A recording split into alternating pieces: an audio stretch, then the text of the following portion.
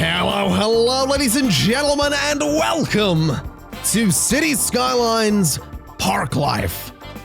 I certainly hope you're having a wonderful day because I'm certainly excited to be jumping in to have a look at everything new in City Skylines Parklife. I've done one of these videos, I believe, for every single DLC for City Skylines, all of the major ones, I should say. We haven't really touched upon the smaller ones, and Parklife is going to be no exception. So let's go ahead and jump right in. So obviously, the major focus of City Skylines Parklife is going to be the parks. This right here is going to be an amusement park that I've decided to place right down here on the coast because I think it looks kind of pretty, especially with the blimps coming in the middle there, and we actually have some hot air balloon tours over here that we'll get to a little bit later. We also have some over here too, but again, we'll get to that later.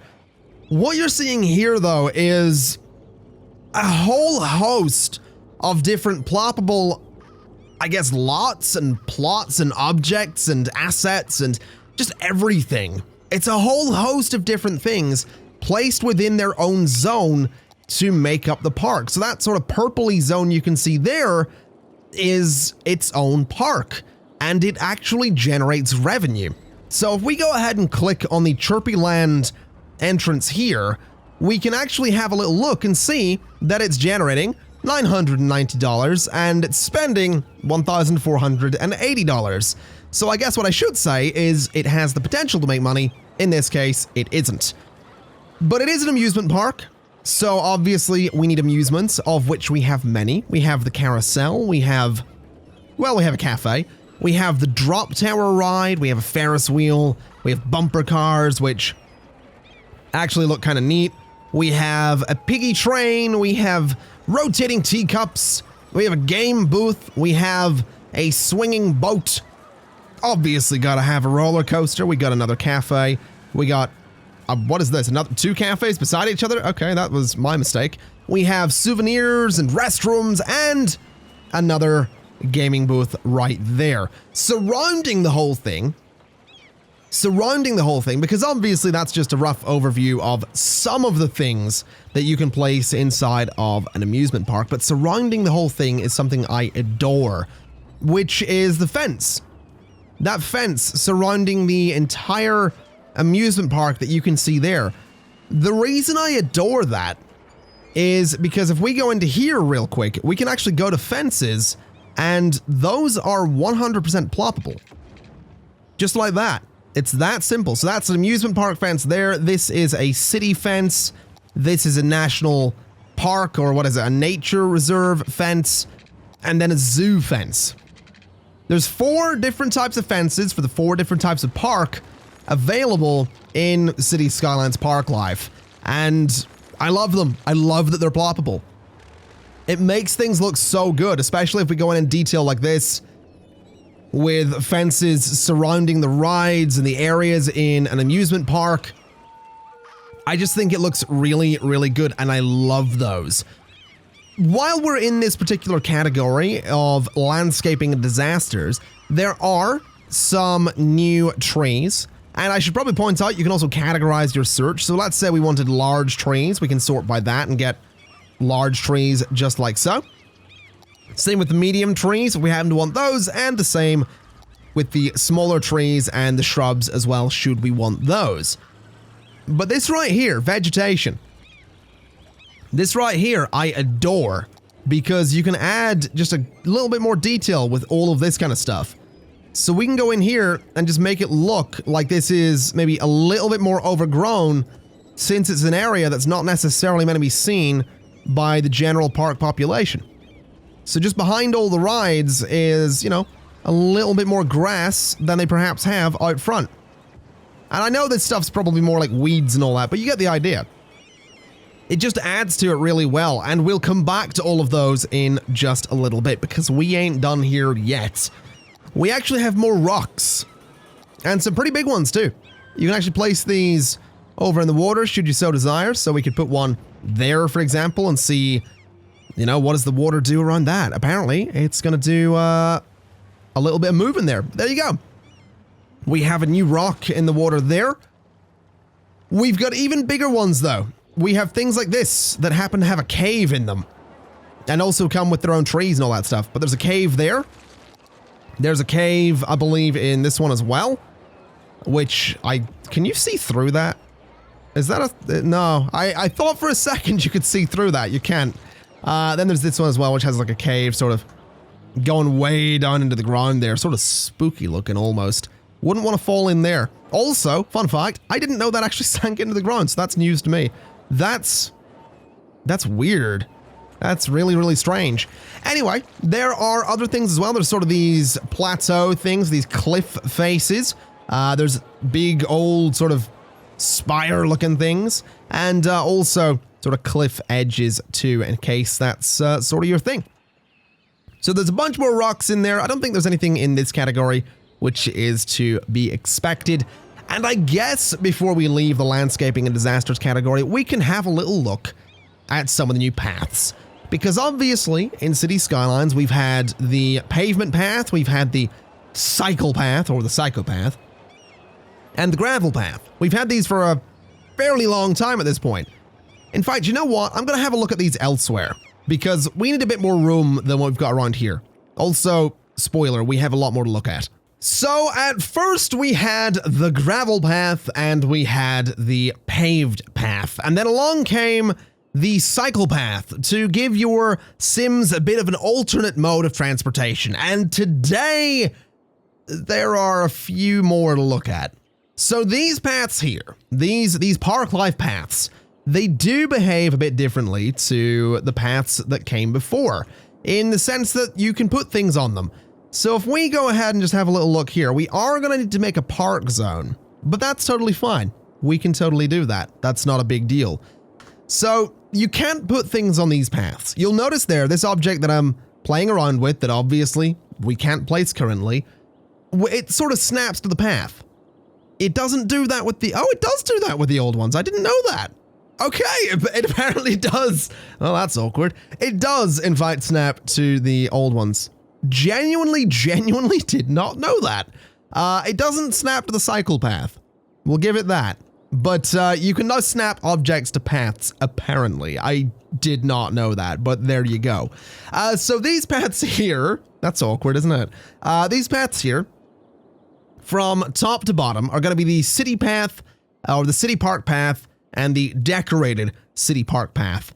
Then we have the amusement park path and the decorated one, the nature reserve path and the decorated one, which adds a few more rocks and I believe some lights, and then the zoo path and the decorated zoo path as well. So we'll go ahead and clear those out since we've had a little bit of a look at them. And let's take a little bit of a look at some other examples of parks you can put into your city, and then we'll have a look at actually building one. So this right here, while obviously unfinished, is a zoo, and this isn't just the only part of the zoo. It actually extends across a road and has this area as well. It's actually quite big and very close to the amusement park, which I thought was kind of fitting because it keeps all of your entertainment in one big area. It's kind of green space. I just thought it looked nice. So that's a zoo right there, Maple Wildlife Center. And just like the amusement park before it, we have all of this ploppable stuff right in here. So a bison enclosure, an elephant enclosure, giraffes and lions and insects, amphibians and reptiles. We also have plazas, souvenir shops, cafes. We've got monkeys. And then across the bridges, which totally work and totally look awesome, we've got antelope, flamingos, we've got rhinos as well. And I believe that's pretty much it. But around the whole thing as well, we obviously have the zoo wall, which again, I just love the walls. I'm such a big fan of those. But the cool thing with this is that the zoo it's sort of a district, right? That's kind of the way you paint a park in the same way you paint a district. But you can totally have them overlap with other districts. So if we go over to the right here, we have Robin Park overlapping the Spruce District. So Spruce District, what that's doing is giving us the IT cluster of buildings here, But the Robin Park part of things is this little bit down here that really nicely goes around the entire Spruce District. Now, I think this guy right here is actually not within the Park District, so let's just fix that up a little bit there. And I think everything else is fine. So what I did here was basically I put a bunch of these gates down, I put paths in, and I just made it so that surrounding this district against the avenue is just a little bit of green space. And I think it looks really, really nice. We've got gazebos in there. We've got more gazebos in there. And the cool thing is that it actually makes money because your Sims have to pay $5 to go through this thing, and it only costs $256 to run it. So this little park, this entire stretch around here, actually turns a profit because your Sims will go through it because the entertainment value and the attractiveness is high enough, which I think is really, really neat. It actually reminds me of something I did in the original Roller Coaster Tycoon game, which was that I divided my park in two and made a hedge maze, but it wasn't actually a maze, it was just a corridor that connected the two sides of the park. So to get into the fun side of the park, my park patrons had to pay extra. I kind of wonder if you could do that in City Skylines at this point. Over here as well, we have Cooper Gardens, which serves a similar purpose. That's the word I'm looking for. To the park we have over here. It is just decorative. It doesn't have a lot to it. It's not highly appealing, but again, it generates a little bit of money. We could actually lower the ticket price there as well if we really wanted to, but I'm not going to bother because I don't really think there's a whole lot of point in that. So that's a few examples of different parks. The park here is an amusement park. This is a zoo. These two on the sides are technically city parks. The only park I don't have in this city, and the only park we're not going to be looking at a lot today, is actually the Nature Reserve, which is a park that I'm really excited to build in my Let's Play, if I'm completely honest, which is part of the reason I didn't bother to build one in this city, as well as the fact that it wouldn't have made sense. But I did take the city park idea, and I did roll with it just a little bit. Just right there, as you can see. So we have Yonkers City Park, which apparently needs a bit more water in it, so let's just get that done real quick. We have Yonkers City Park, which has a little bit of everything in it, and is pretty sizable at that. So we obviously have the fences going around it. We have a bunch of trees. We have the plazas. We have gazebos and trampolines. We have cafes and toilets. We have a climbing frame. Like, we have a little bit of everything, and that's not the button I wanted to press. We have a little bit of everything, and I've actually used the Nature Reserve paths to go through the middle of this to sort of act like, well, dirt paths, because I thought it looked a little bit better to have that. It does look a little bit strange here, admittedly, because we obviously have concrete, but I really enjoy how that looks. I really, really enjoy how that looks, and let's just turn you off to make sure that doesn't flood. And that's another example of what you can do with the Parks tool. You can build something that's a proper sort of central park, and you can do this thing that I've been doing in City Skylines for over 3 years at this point, where you sort of have your city park, your central park idea, and you can actually turn a profit from it. You can actually turn it into like a tourist hotspot. For example, I mean, if we click on this, we can see it is making money. It doesn't cost a lot to run it. And we can actually go one step further and go to policies. We can say that this thing has an advertisement campaign. It's going to cost $200 per week, but it is going to get 20% more visitors. We can set it as the main park, which will make it the main attraction in the city and make it more attractive to tourists. We could say recycle the garbage, which I don't think will actually do anything in this park because it's not a nature reserve, but you get the idea. We can have that be our main park. It's going to generate a little bit more money. We can head over to the zoo and we can say, let's have animal ethics, so that the entertainment effect of the zoo is going to be 20% higher, and it's going to cost a little bit more as well. Then obviously up here, we can say that we want, I don't know, fine for fireworks, celebrate. What are we looking for here? Even more fun. So entertainment effect of the amusement park, 20% higher, and 10 more per week per building. So again, all of our parks just took a little bit of boost based on those policies. So they work very, very similarly to the districts that came before them. And I think that's really, really cool. And I should say that's not the only parks we have in the city. I have a couple more through here. We have one right here that goes across this entire area that I happen to think looks really, really nice. It is very simple, but I think it, again, it takes that thing I've been doing, and I know a lot of people have been doing for years, where you build a park using assets and trees and all that stuff and paths, and it never really did anything before. People didn't really go to it for any reason, but now they do, and you can make money from having them go there. Like this one here is making 1,620 and it only costs 384. So I think it's really, really cool. I'm really, really enjoying that aspect of this DLC. But obviously, you're probably wondering, well, how exactly do you build a park? Well, let's go ahead and have a look at that. So I've gone ahead and cleared an area right here in the heart of my city, and this is gonna be our new park. And it's gonna be a city park because it kind of makes sense that it would be right in the heart of the city. And we have a couple of choices to make right off the bat. So right here is the park main gate. And this is something that I never really use because this asset is 5 tiles wide. It doesn't line up nicely with the end of roads, and it generally doesn't really work anywhere in my opinion because most cities are built on a grid that is going to be an even number of tiles, not an odd one. So the entrance to your park never really goes central.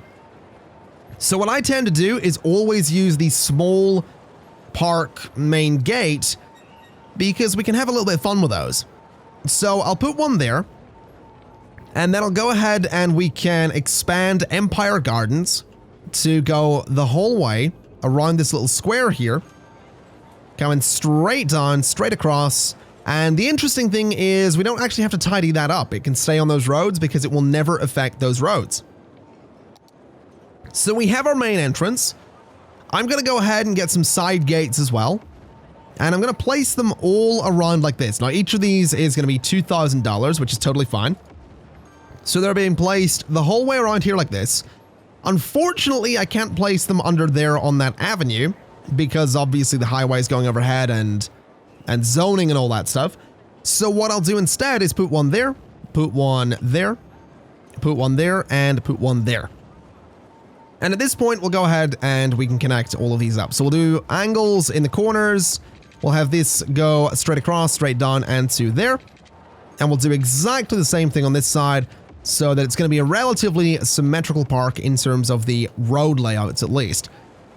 From this point, I'm probably going to want to go ahead and put in the fences, which again work exactly the way you would want them to. They are just exactly like roads, so we can go ahead and get a nice curve there. We can get a nice curve right there. We can get a nice curve over in this corner, and we can also get a nice curve down in that corner. And at this point, we can probably go ahead and just connect up these guys. We can't actually connect this one up, unfortunately. We're going to have to do a little bit of work with this one in just a moment. But let's connect up everything that we can connect nice and easily currently. So that's going to be all these faces. And this one under here, what we're going to have to do is take it one unit over and a unit over there as well, and then connect those up just like so. So that little bit of fence is actually going underneath the highway, which isn't really a big deal. It's just not as straightforward as the other fences happen to be. So already people are using the park, which is actually a bit weird because it's $10 to get in there. So it's already making money, which, yeah, that's a bit weird. There's been 250 people through this park. That's probably just a convenience thing. that is probably just people going, well, this is kind of the quickest way to go, but, you know, right away, this is shaping up to be kind of interesting.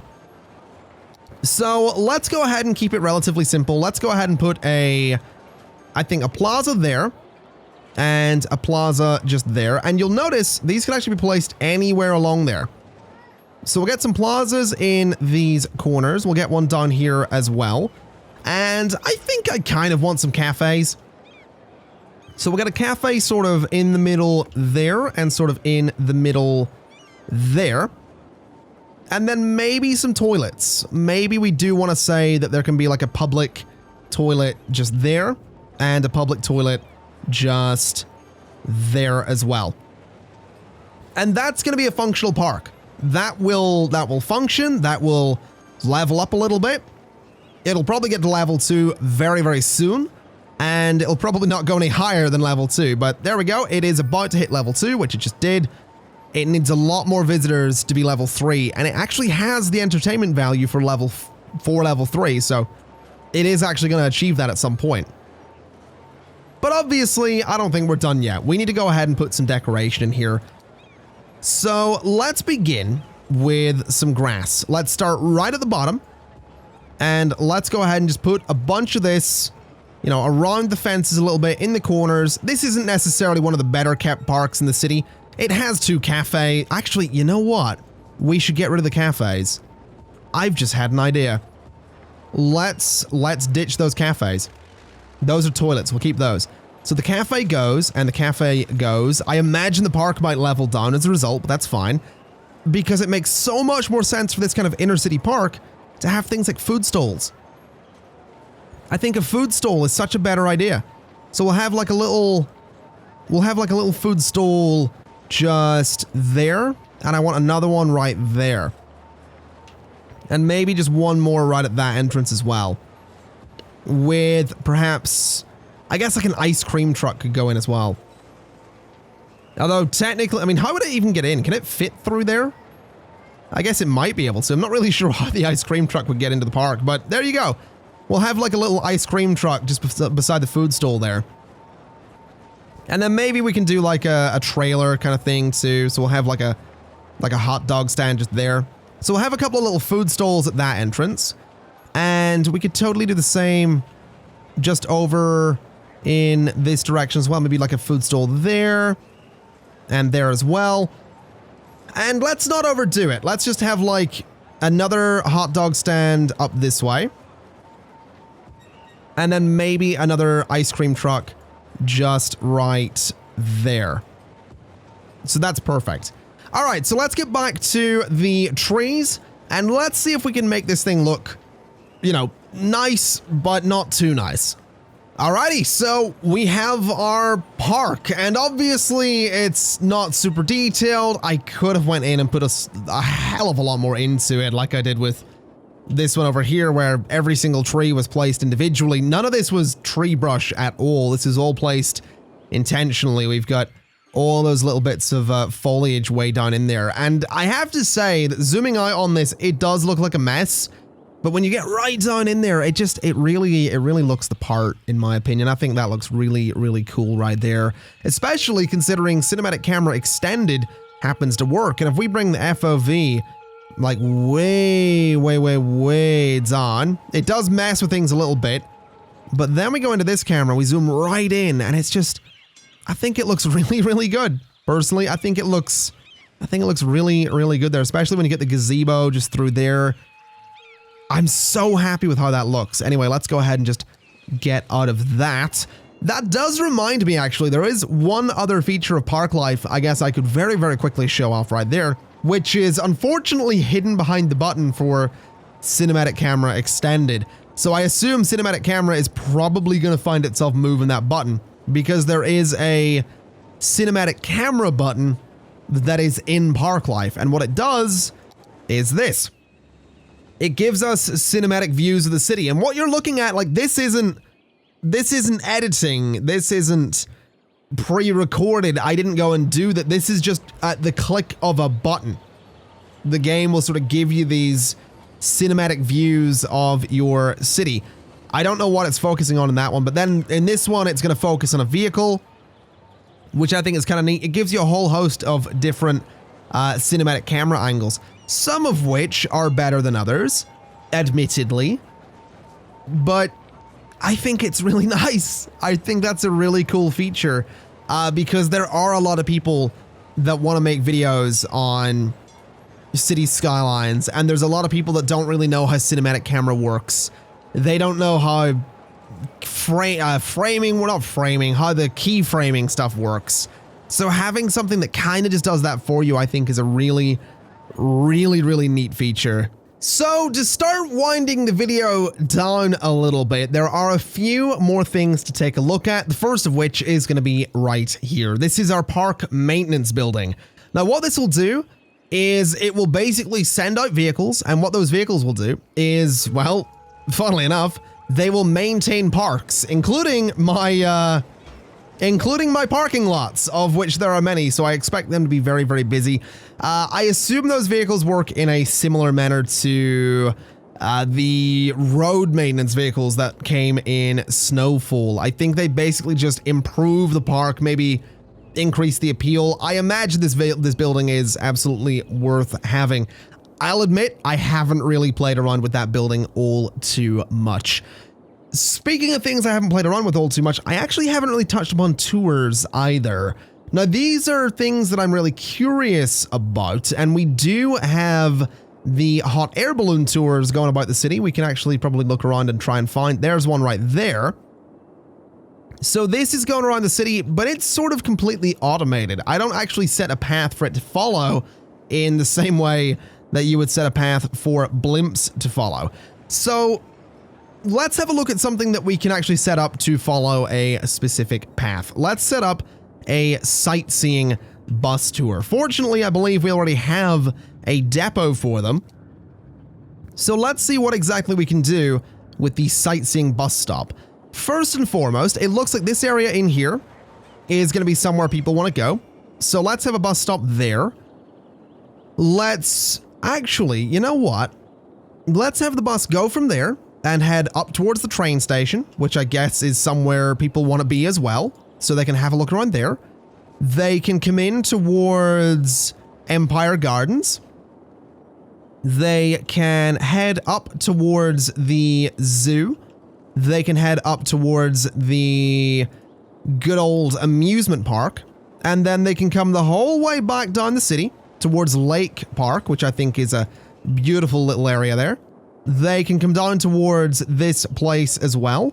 I should mention these areas are really, really appealing because of the just stupid amount of parking lots, but we'll do this way anyway. We can bring them over towards Central Park. We can bring them up alongside Central Park, and then we can have it wrap up there. And we should probably go ahead and change that line color to bright red because the tour buses are double-decker buses. So obviously they have to be bright red. And I would assume that people are probably going to start queuing up for the tours. At least I would hope they would, but there's absolutely no one stood there. So we'll see what happens with those. We'll see if people are actually keen to go on sightseeing tours around the city. Hopefully they are. We do also have the option for walking tours, so we can place points of interest to create a walking tour. Tours going through areas with a high appeal attract more tourists. The points of interest must form a circular line. So what we can do here is actually create a walking tour through the Central Park, which I think is probably a pretty good idea. So let's just have it sort of go around there and come back to there. And hopefully people will be keen to use that. We can have a walking tour around the good old zoo if we so desire. So I think we'll absolutely do that. We'll have it go there, and we'll have it come over this way, and we can have it go to there. And I imagine people will probably be keen to go around that. But we don't just have to have a walking tour around the parks. We can actually have a walking tour, I believe, around the entire city, which is 110% something I'm about to set up. I'm 100% doing a walking tour around the entire city, all of the hotspots. Absolutely all of them are being visited. So we need people going down there, and we need people going, I guess, into Central Park is probably a good idea. So we'll bring them up this way, and we can then bring them up towards, we can actually bring them in there, which I think is kind of hilarious.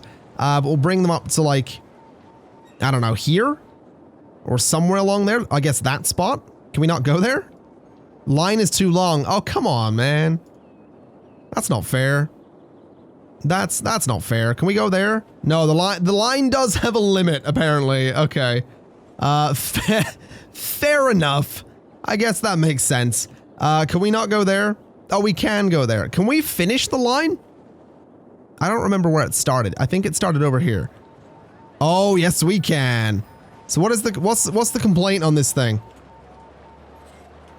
I don't actually know what that complaint means. I have no idea. Long tours are less appealing. Oh, that's fine. That's fine. I'm sure people will go on it anyway. It's not like it's a several kilometer long tour. That's probably fine. Also, apparently this leveled up, which is really nice. That is really 15,000 people through that park. That's not even the one that leveled up. It was this one, which has 2,500 people, which is still kind of nuts. Fair enough. That's totally fine. It is what it is. Ladies and gentlemen, thank you kindly for watching. We're going to be leaving it there for today. There are a few small things that I didn't include in this video, but you can go and totally explore those for yourself. There is a new monument, which is the Castle of Lord Chirpwick. I believe there is maybe something new in here. What is this? Okay, the statue of Colossalus. Yeah, that I believe is going to be new, is what that's going to be.